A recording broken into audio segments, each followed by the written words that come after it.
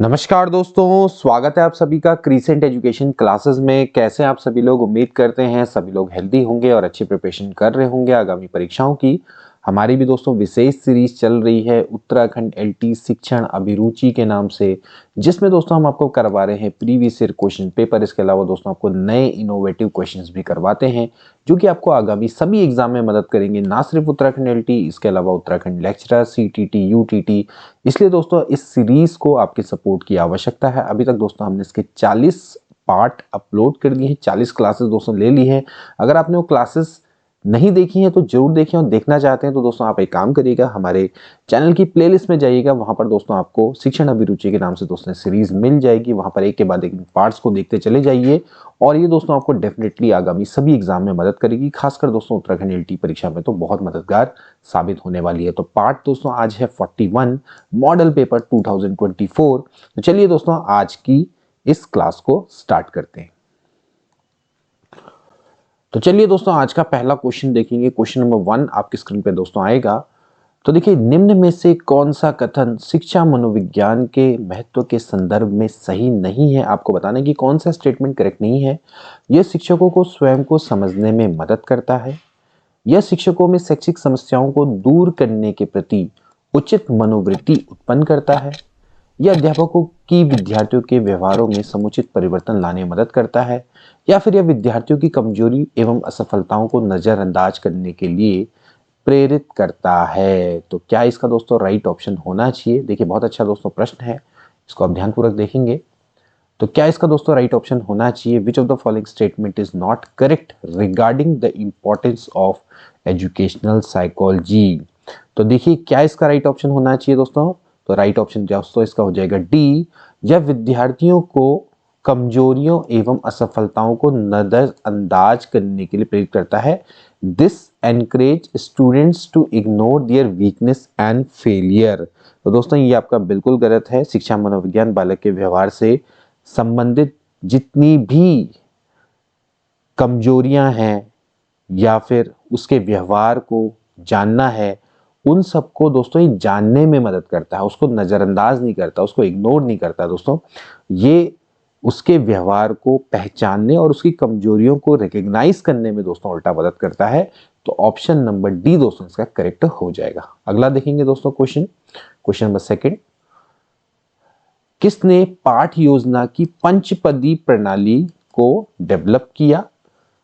तो चलिए, Bloom, Herbert, Kilpatrick, John Dewey.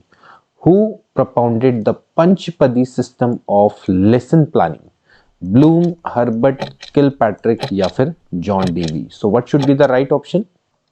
तो दोस्तों इसका राइट ऑप्शन क्या हो जाएगा? दोस्तों इसका राइट ऑप्शन हो जाएगा हर्बर्ट। देखिए, हर्बर्ट के द्वारा ही दोस्तों लेसन प्लान की पंचपदी यानी कि 5 स्टेप्स दोस्तों दिए गए थे। ठीक है, जो 5 स्टेप्स हैं दोस्तों ये क्या थे? दोस्तों आपको ध्यान रखना है, प्रस्तुतिकरण, ठीक है, या आप इसको सबसे पहले दोस्तों आपका क्या आता है? तैयारी को हम क्या बोलते हैं? प्रिपरेशन, ठीक है। इसके बाद आता है प्रेजेंटेशन यानी कि प्रस्तुतिकरण, ठीक। इसके बाद आता है दोस्तों तुलना, ठीक है, तुलना या फिर इसको दोस्तों क्या बोलते हैं? एसोसिएशन बोलते हैं, ठीक है। इसके बाद दोस्तों सामान्यीकरण यानी कि जनरलाइजेशन, ठीक है। एंड देन इसके बाद आता है प्रयोग यानी कि एप्लीकेशन, ठीक। So these are the 5 steps related to lesson plan, ठीक है। और ये मैंने आपको दोस्तों बताया था कि किससे रिलेटेड था दोस्तों? ये स्मृति स्तर के शिक्षण से था, ठीक है, यानी कि मेमोरी लेवल टीचिंग में 5 स्टेप्स दोस्तों इनके द्वारा दिए गए थे। तैयारी, प्रस्तुतिकरण, और इसके अलावा तुलना, सामान्यीकरण और प्रयोग यानी कि presentation, preparation, presentation, association, generalization and application. चलिए नेक्स्ट देखेंगे, क्वेश्चन नंबर 3 देखेंगे दोस्तों। क्वेश्चन नंबर 3 आपकी स्क्रीन पर आएगा। निम्न में से कौन सी शिक्षा मनोविज्ञान की सर्वाधिक व्यक्तिनिष्ठ विधि है? निरीक्षण, बहिर्दर्शन, प्रयोगीकरण या फिर अंतर्दर्शन? Which of the following is the most subjective method of educational psychology? तो काफी आसान सा दोस्तों ये है।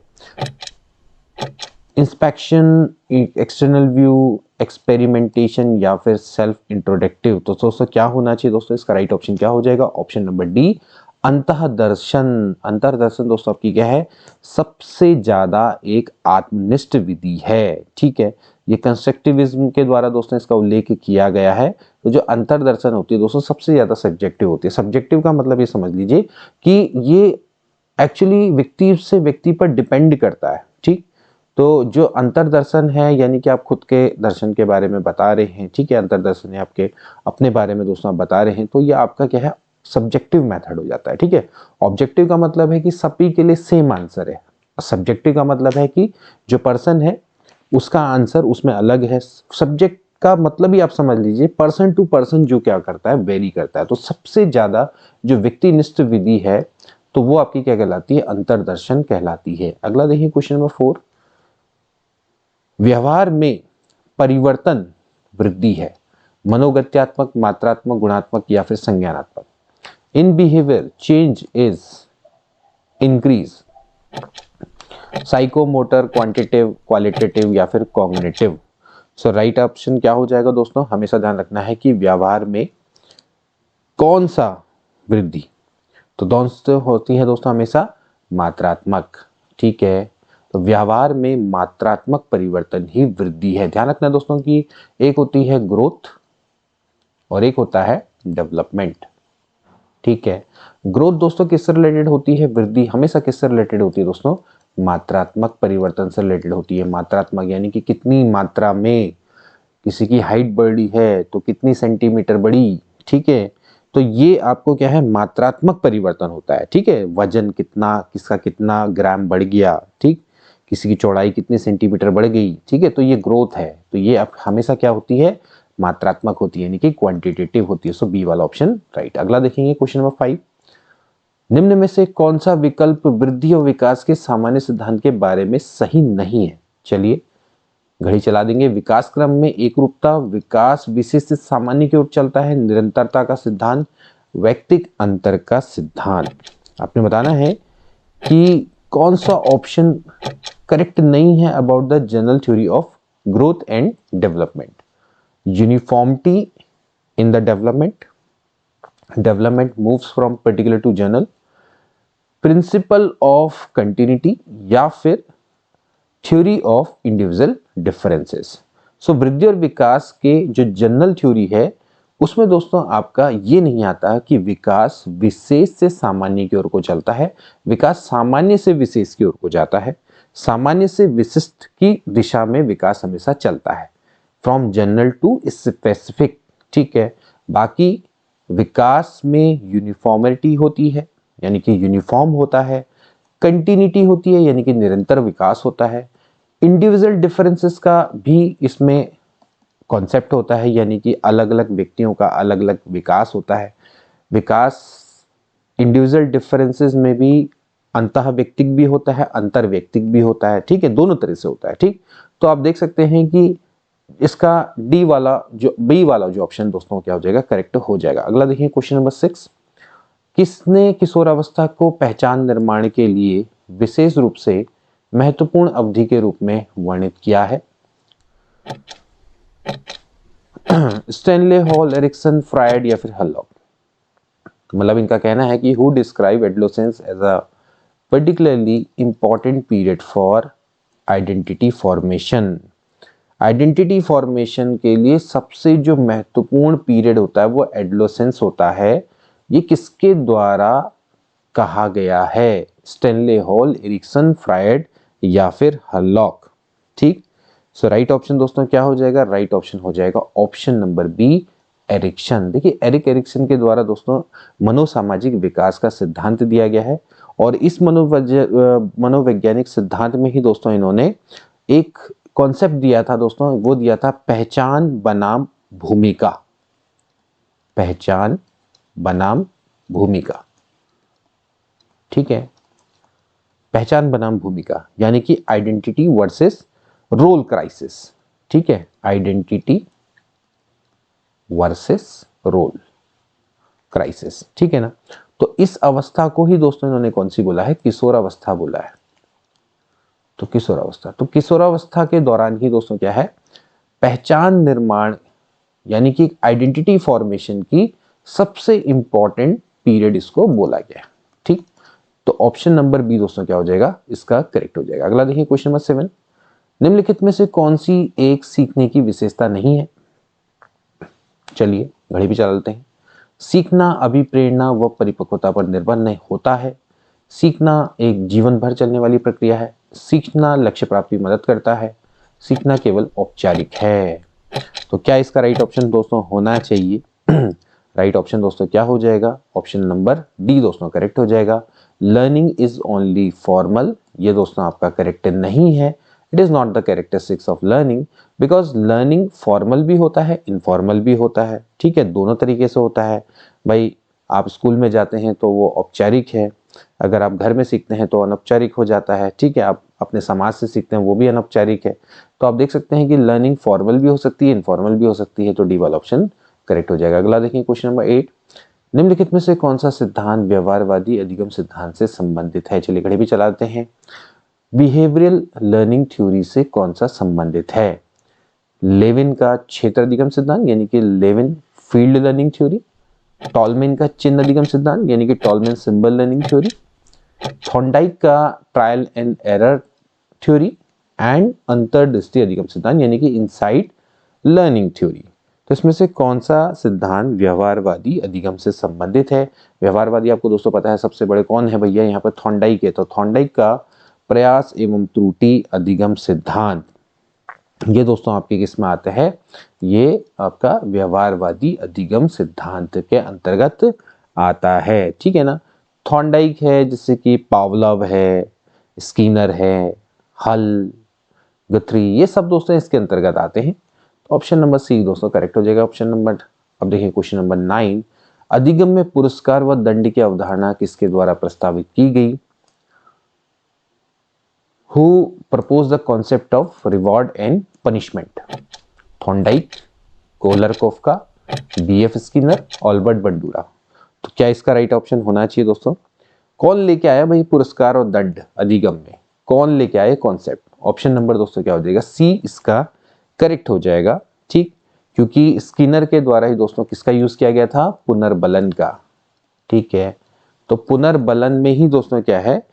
पुरस्कार व दंड को शामिल किया गया है। ठीक है, सकारात्मक और नकारात्मक पुनर्बलन यानी कि रेनफोर्समेंट लेके आए। तो सी वाला ऑप्शन दोस्तों इसका क्या हो जाएगा? करेक्ट हो जाएगा। अगला देखिए क्वेश्चन नंबर 10, आदिति प्रातःकालीन कक्षा में जाने के कारण नाश्ता कभी कभी कर पाती है। पेट खाली रहने व पेट में गड़गड़ाहट होने के कारण उसे खाने की इच्छा होती है। निम्नलिखित में से किसका उदाहरण है? अंतर्नोद, आवश्यकता, बाह्य अभिप्रेरणा या फिर अभिप्रेरणा। चलिए, Aditi is able to have breakfast occasionally because she attends early morning classes due to empty stomach and rumbling in the stomach one feels the desire to eat. This is an example of which of the following? Drive, need, extrinsic motivation या फिर motivation. So इसका right option क्या होना चाहिए दोस्तों? इसका right option हो जाएगा दोस्तों ड्राइव, अंतर्नोद। ठीक है ना। तो ड्राइव दोस्तों इसका क्या हो जाएगा? राइट हो जाएगा। ठीक है ना। तो खाने, अंतर्नोद ही दोस्तों इसका क्या होना चाहिए? करेक्ट है। ठीक है ना। वैसे देखा जाए तो आवश्यकता भी है, बट हम कहते हैं ना कि भैया हमको जब हमें आवश्यकता क्या होती है? भोजन की। ठीक, तो भोजन के लिए जो ड्राइव हमारा क्या होता है? भूख होता है। भूख नंबर जो चालक होता है एक्टिव हो जाता है। तो देखा जाए तो अगर उसे खाने की इच्छा हो रही है तो वो डेफिनेटली उसकी आवश्यकता के अंतर्गत आएगा। लेकिन जो खाने की उसको इच्छा हो रही है, वो जो भूख नामक का जो चालक है, अंतर्नोद है, वो उसमें एक्टिव हो चुका है। तो ये दोस्तों इसका होना चाहिए। सो ए वाला ऑप्शन दोस्तों इसका क्या होना चाहिए? करेक्ट होना चाहिए। अगला देखिए क्वेश्चन नंबर 11, प्रेरक के अंतर्गत सम्मिलित है। प्रेरक यानी कि जो आपके इंसेंटिव्स इंक्लूड, ठीक, प्रोत्साहन, प्रबल प्रेरणाएं, आवश्यकताएं या फिर उपरोक्त सभी। तो क्या है दोस्तों इसका होना चाहिए?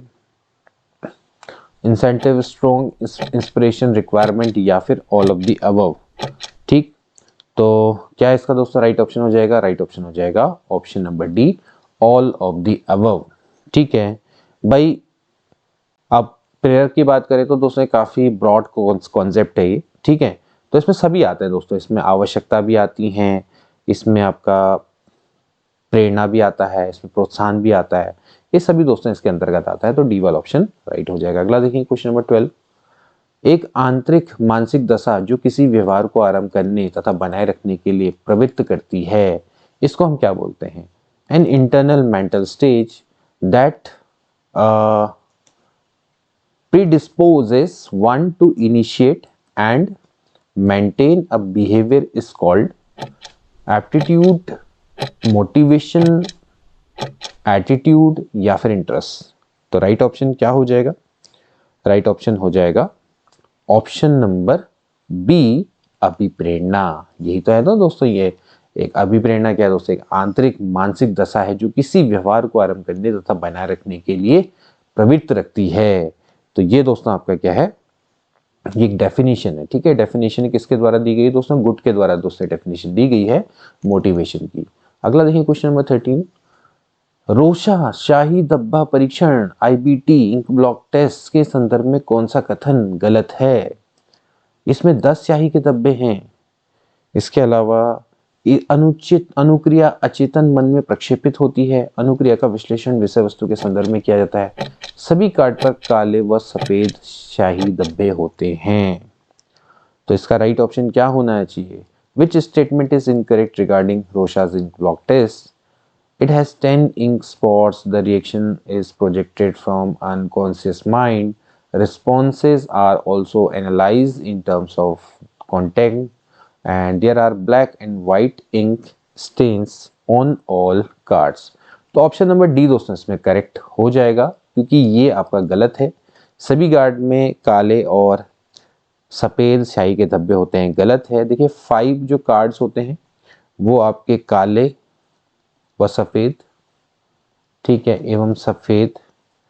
2 कार्ड में आपके काले, सफ़ेद और लाल, ठीक है। मतलब 5 में होंगे काले और सफ़ेद, जबकि 2 में होंगे काले, सफ़ेद और लाल, ठीक है। और 3 जो कार्ड होते हैं उसमें कई रंगों के चित्रण होते हैं, कई रंगों के चित्रण, ठीक। तो 5 ऐसे कार्ड होंगे जो होंगे ब्लैक एंड व्हाइट, 2 कार्ड होंगे black, white and red, and 3 ऐसे होंगे हो जाएंगे उसमें कई टाइप के कलर्स होंगे, ठीक है। तो ऐसे आपने समझना है। तो डी वाला ऑप्शन इसका राइट हो जाएगा। अगला देखिए क्वेश्चन नंबर 14। स्वभाव में व्यक्तिगत विभिन्नताएं आधारभूत रूप से होती हैं। Individual differences in temperament are basically. Temperament में क्यों आता है, क्यों होती है विभिन्नताएं? क्योंकि अधिगमिक है, यानी कि लर्निंग, जन्मजात, या फिर अधिग्रहित एक्वायर्ड, या फिर कल्चरल, ठीक है। तो लर्निंग, कंजेंशियल, एक्वायर्ड, कल्चरल। सो राइट ऑप्शन क्या हो जाएगा? तो टेम्परामेंट में जो आपके इंडिविजुअल डिफरेंस आते हैं वो किसके कारण आते हैं, ठीक। तो टेम्परामेंट में किसके कारण आते हैं दोस्तों? ये आपके जन्मजात होते हैं, ठीक है। यानी कि हेरिडिटी आप मान लीजिए कि आपका जो टेम्परामेंट है वो अलग अलग लोगों का टेम्परामेंट अलग अलग होता है, तो वो किसी लर्निंग से नहीं आता या किसी एक्वायर्ड से नहीं आता या फिर आपको कोई संस्कृति नहीं सिखाती है, वो जन्मजात होता है, ठीक है। सो बी वाला ऑप्शन करेक्ट हो जाएगा। अगला देखेंगे क्वेश्चन नंबर 15। किसने व्यक्तित्व के किसी भी सिद्धांत को प्रतिपादित नहीं किया है? किसने कोई भी थ्योरी ऑफ पर्सनालिटी नहीं दी है? BF Skinner, Sigmund Freud, Gordon Allport, या फिर रेमंड बी कैटल। तो राइट ऑप्शन दोस्तों क्या हो जाएगा? बड़ा आसान है आपके लिए दोस्तों, option number A, BF Skinner. BF Skinner ने दोस्तों ये कभी भी किसी पर्सनालिटी थ्योरी को नहीं दिया है। BF स्किनर के द्वारा तो दोस्तों अधिगम सिद्धांत दिया गया है, ठीक है, बहुत इंपॉर्टेंट है BF स्किनर का क्रिया प्रसूत सिद्धांत। तो बाकी दोस्तों सिगमंड फ्राइड है, चाहे गोल्डन आलपोर्ट है, चाहे रेमंड कैटल है, इन सब के द्वारा दोस्तों पर्सनैलिटी थ्योरी दी गई है। अगला देखेंगे क्वेश्चन नंबर 16। स्पीयरमैन की अवधारणा के अनुसार जो जी है वो किसको इंगित करता है? G include according to Spearman concept. ये क्या है जी? अनुवांशिक बुद्धि, सामान्य बुद्धि, श्रेणीगत बुद्धि, या फिर समूह बुद्धि। तो राइट ऑप्शन दोस्तों क्या हो जाएगा? जेनेटिक इंटेलिजेंस है या फिर जनरल इंटेलिजेंस है, ग्रेडेड इंटेलिजेंस या फिर group intelligence. So what is the right option? Right option is option number B. ये क्या है? G stand for general intelligence. ठीक है, ये किसके लिए होता है? General intelligence. ठीक है, मेरी राइटिंग के लिए दोस्तों थोड़ा सा माफ करना, मैं जरा जल्दी लिखता हूँ तो, क्योंकि मैथ्स वाले राइटिंग खराब ही रहती है हम लोगों की।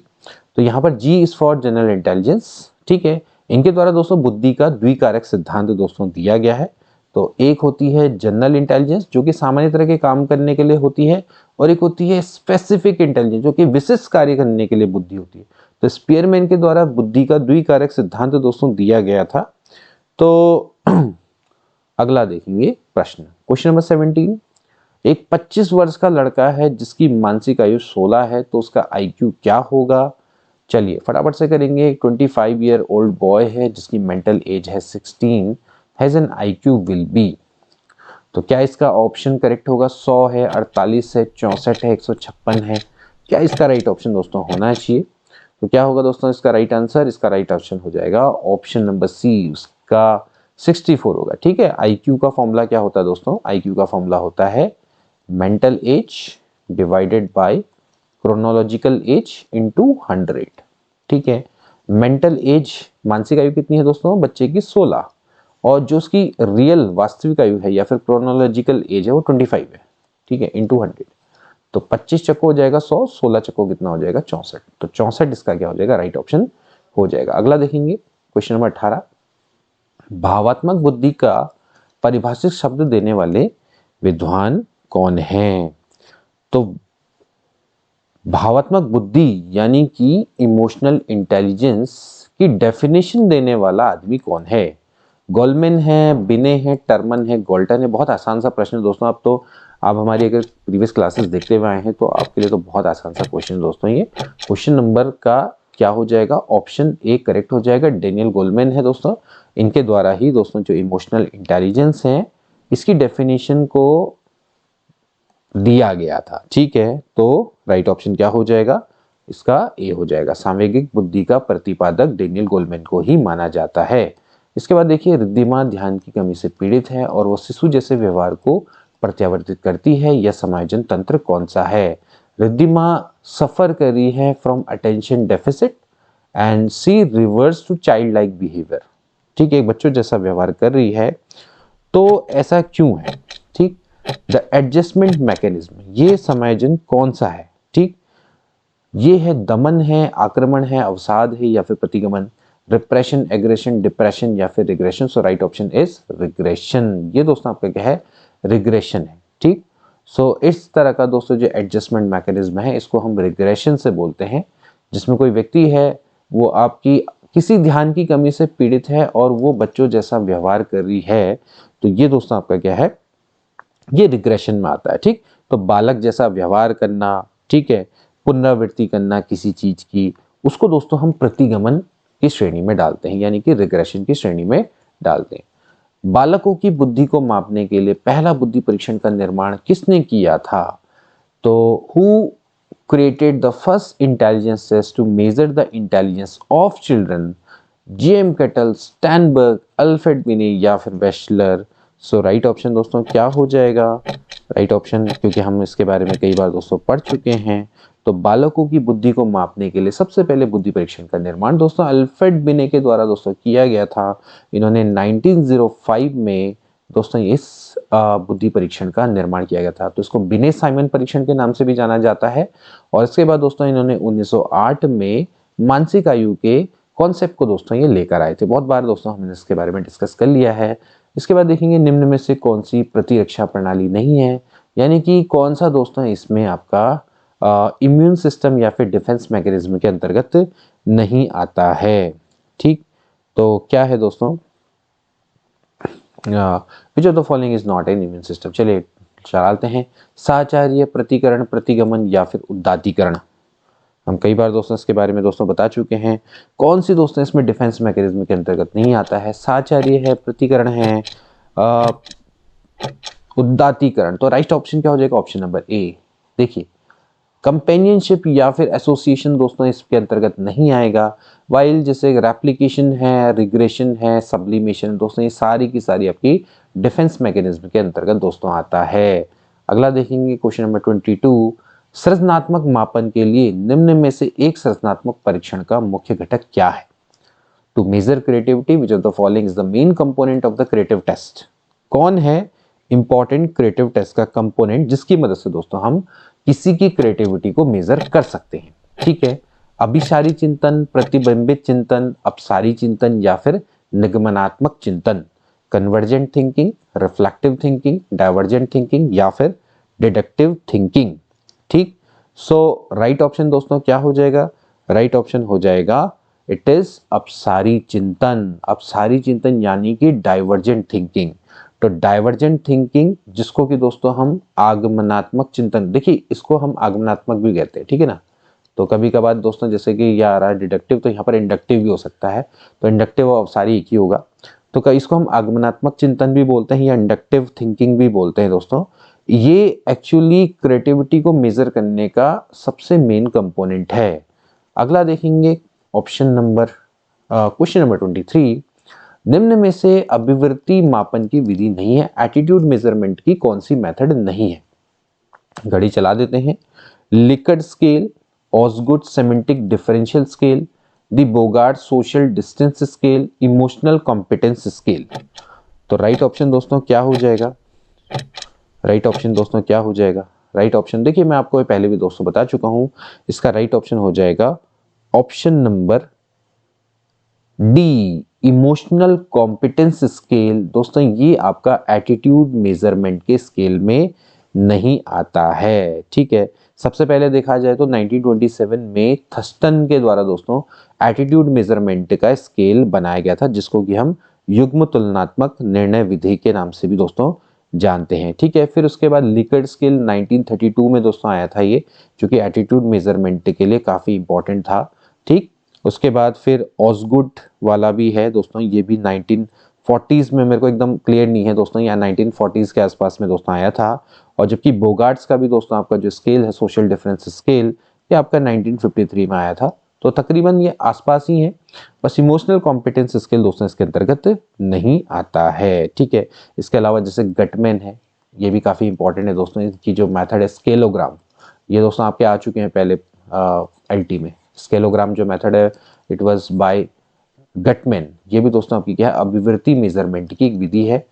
ठीक, तो आप इसको दोस्तों जरूर पढ़ें, आपका ये टॉपिक यहीं पर ही बन जाता है। ठीक, इसके बाद देखेंगे निर्देशन दिया जाना चाहिए कब? समस्या होने पर, विद्यालय जीवन में, विषय चयन के समय या फिर आजीवन। तो डायरेक्शन शुड बी गिवन, ठीक, in case of problem in school life, at a time of topic selection या फिर लाइफ लॉन्ग। ठीक, अब तो इसका राइट ऑप्शन क्या हो जाएगा दोस्तों? राइट ऑप्शन हो जाएगा आजीवन। देखिए वैसे निर्देशन आजीवन चलने वाली प्रक्रिया है। अब आप इसको इंडिविजुअल तरीके से भी दे सकते हैं या फिर किसी ग्रुप में भी दे सकते हैं। तो निर्देशन दोस्तों लाइफ लॉन्ग दिया जाना चाहिए। अगला देखिए question number 25, concept attainment model या फिर कॉन्सेप्चुअल अचीवमेंट मॉडल किसके द्वारा दोस्तों दिया गया है? कई बार दोस्तों हमने प्रश्न करवा दिया है।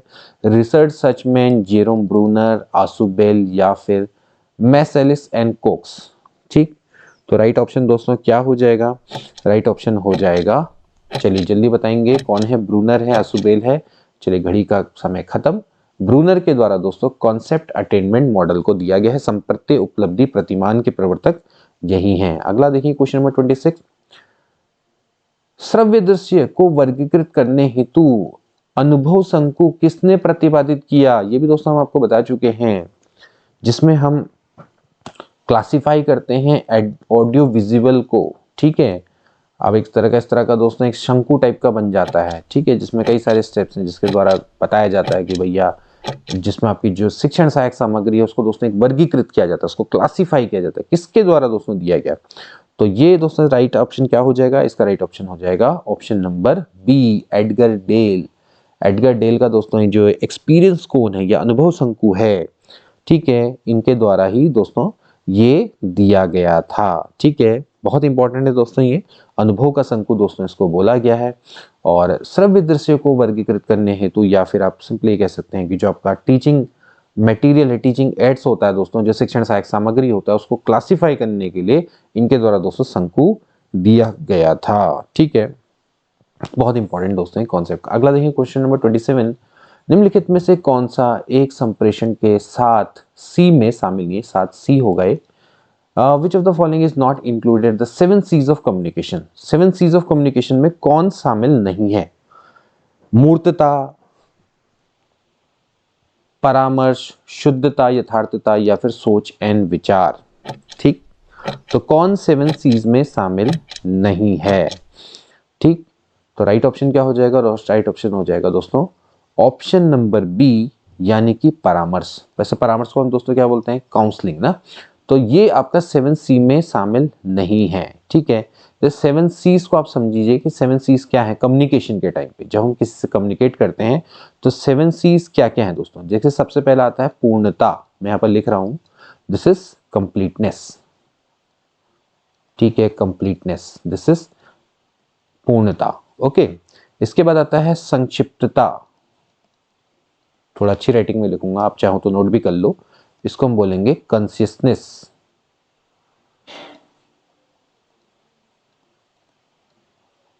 ठीक है, अगला आएगा सोच विचार, यानी कि कंसिडरेशन।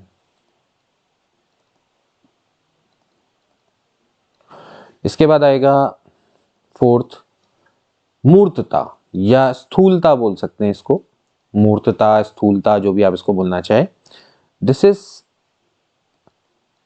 कंक्रीटनेस। ठीक है,